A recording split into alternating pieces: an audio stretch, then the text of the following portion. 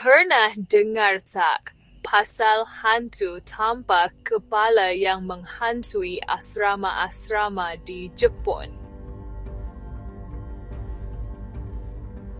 Dua hats berwabah baik sekali saya malam hujan seksa di dalam koridor asrama lama.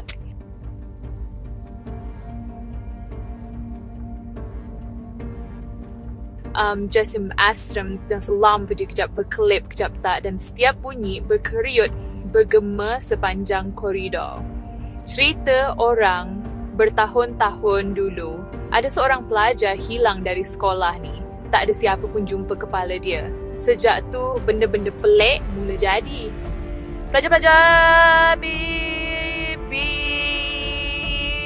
pasal bunyi tapak kaki pagi waktu malam perlahan menyerit menjadi macam ada orang cari sesuatu yang dihilang.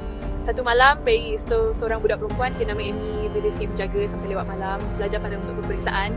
Dia dengar bunyi tu lagi perlahan sengaja makin dekat. So mula-mula dia ingat kawan dia main-main, tapi bila dia jenguk ke koridor dia nampak satu lembaga pakai uniform sekolah beribai bergerak tanpa kepala, badan dia terhuyung hayang, tangan tergapai-gapai macam minta tolong.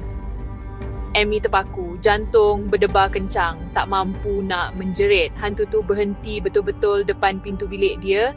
Dia ketuk 3 kali, ketuk. Lepas tu hilang macam tu je. Esok paginya, Amy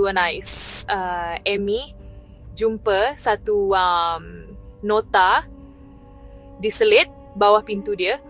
Tolong saya cari kepala saya. Sejak tu, pelajar-pelajar cakap kalau korang dengar 3 ketukan waktu malam, jangan buka pintu. Hantu tanpa kepala tu masih mencari, merayau-rayau di koridor.